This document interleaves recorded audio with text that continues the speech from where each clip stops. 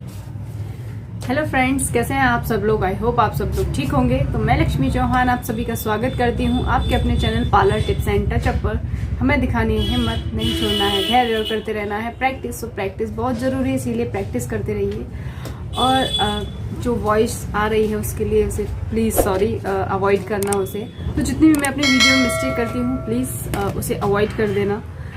और चलिए, जो भी विंगनर्स हैं वो किस तरीके से विंग लाइनर लगाना स्टार्ट कर सकते हैं। स्टार्टिंग में हमें बहुत सारी चीज़ें फेस करनी पड़ती हैं लाइनर लगाने के लिए, सीखने के लिए। तो हमारा हाथ जब तक सेट नहीं हो जाता हम तब तक परफेक्ट लाइनर नहीं लगा सकते। तो इसीलिए आज मैं आप लोगों को बताने वाली हूँ किस तरीके से हमें परफेक्टली लाइनर लगाना है। उसी तरीके से आप प्रैक्टिस करते रहिए और आप बहुत ही बेहतरीन लाइनर लगाना सीख जाएंगे। अभी फिलहाल हम जो भी वीडियो बना रहे हैं वो सब स्टेप बाय स्टेप मेकअप की तरफ बढ़ना है। तो हम धीरे धीरे करके हर एक छोटी छोटी सी चीज़ से स्टार्ट कर रहे हैं ताकि हम मेकअप की तरफ आगे बढ़ सके। फिर मैं आपको इसी तरीके से, जैसे मैं आप छोटी छोटी सी चीज़ों को लेके वीडियो बना रही हूँ, उसी तरीके से आगे मैं मेकअप को लेकर भी बनाऊंगी।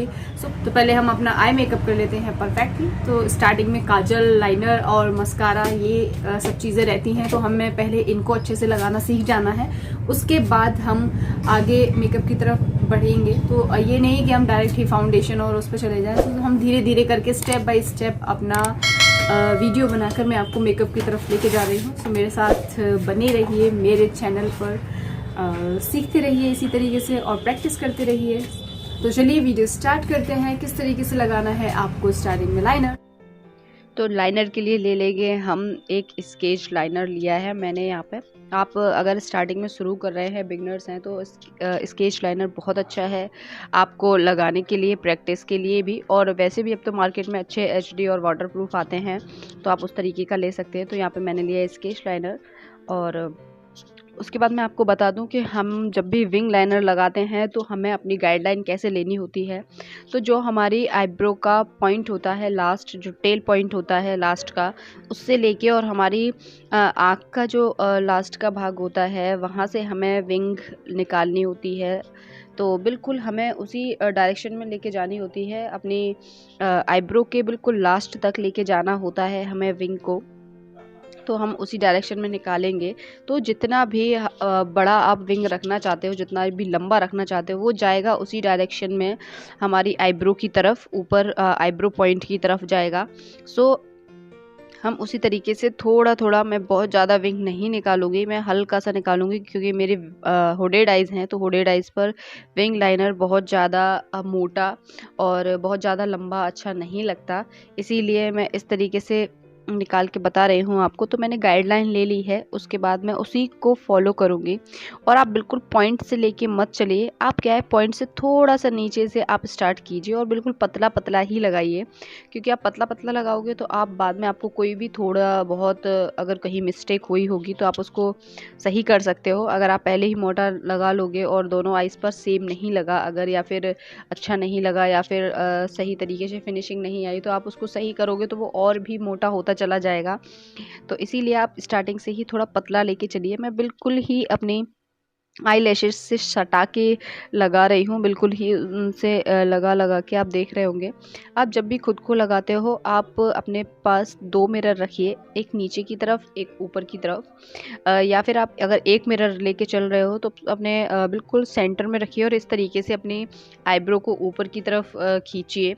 या फिर जब भी आप क्लाइंट को लगाएं तब भी आपको ऐसे ही आईब्रो को ऊपर की तरफ खींचना है और उसके बाद ही आपको लगाना है।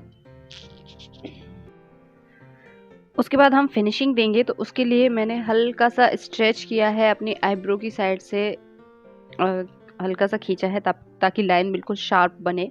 तो मैं उसको बिल्कुल एकदम फिनिशिंग में देने के लिए, एकदम शार्प करने के लिए हल्का सा खींच के, उसके बाद मैं बिल्कुल हल्के हाथों से स्मूथली ऊपर की तरफ बिल्कुल पतला कर रही हूँ ताकि बहुत अच्छे से बने विंग।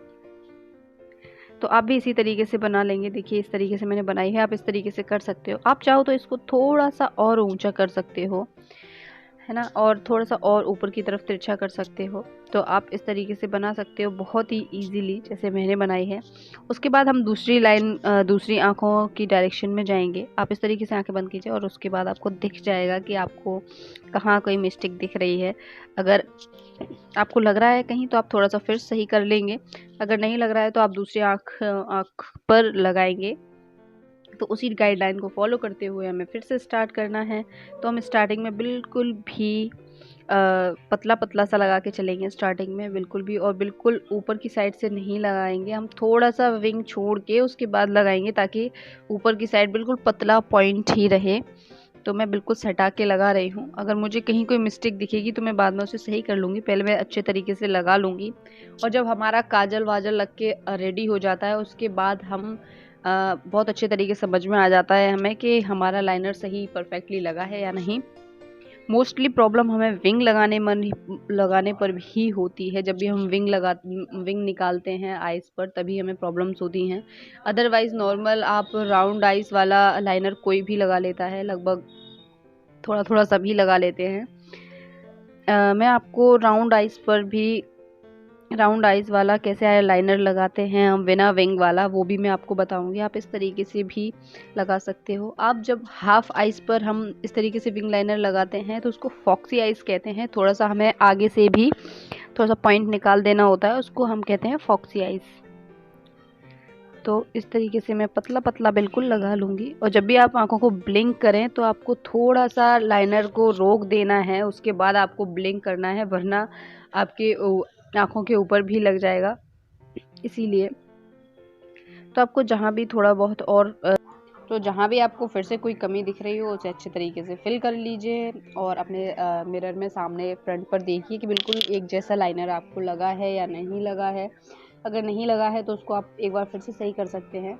तो यहाँ मैं दोनों आइज़ पर चेक कर रही हूँ, और उसके बाद मुझे दोनों आइज़ पर सेम लग रहा है, तो फिर मैंने काजल अप्लाई कर लिया है अपनी आँखों पे। अगर आपको थोड़ा बहुत कहीं पे भी कुछ मिस्टेक दिखाई दे रही है, वो आप अपने काजल के थ्रू भी कंप्लीट कर सकते हो। आपको अपने ऊपर वाटर लाइन में भी काजल ज़रूर देना है, उससे एकदम अच्छी फिनिशिंग और अच्छी तरीके से क्लियरिटी आ जाती है। तो आपको इस तरीके से ज़रूर लगाना है। आप चाहो तो काजल पहले लगा सकते हो और लाइनर बाद में।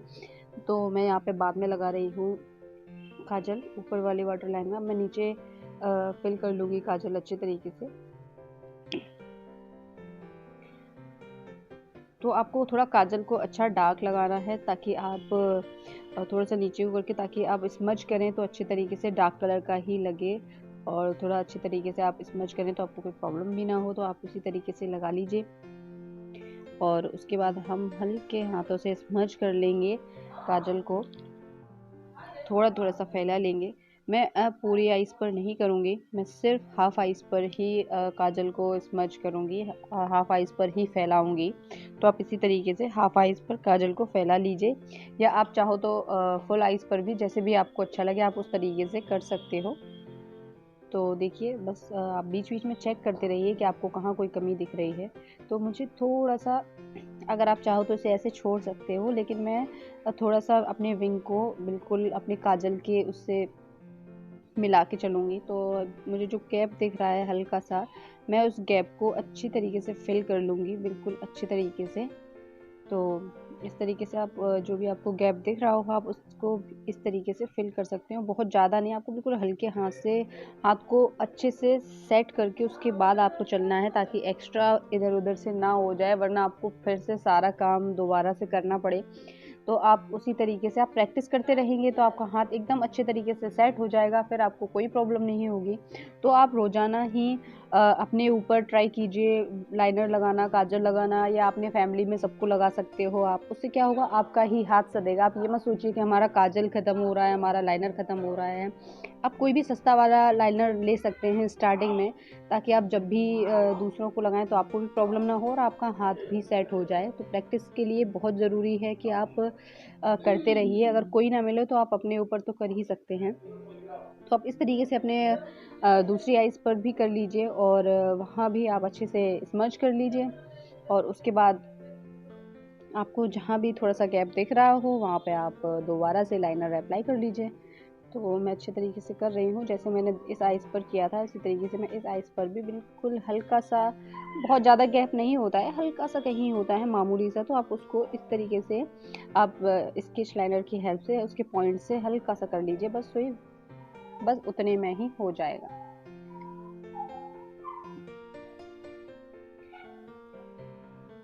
और ये हो गया हमारा लाइनर लग के रेडी। आप देख पा रहे हैं दोनों आइज़ पर एक जैसा लगा है और बहुत ही सुंदर लग रहा है। तो मैं यहाँ पे फैशन कलर का ही कर रही हूँ मस्कारा यूज़। तो बिल्कुल अच्छे से हम पहले ब्रश को क्लीन कर लेंगे, उसमें से जितना भी एक्स्ट्रा होगा उसको हम उसी में निकाल देंगे। और यहाँ पर सॉरी फॉर लाइट चली गई तो उस वजह से, लेकिन मैंने फिर भी पूरा कंप्लीट करके दिया है। तो अच्छे तरीके से लगा लेंगे मस्कारा आप अपनी आइज़ पर दोनों तरफ, और नीचे लोअर लेसेस पर भी लगा लेंगे।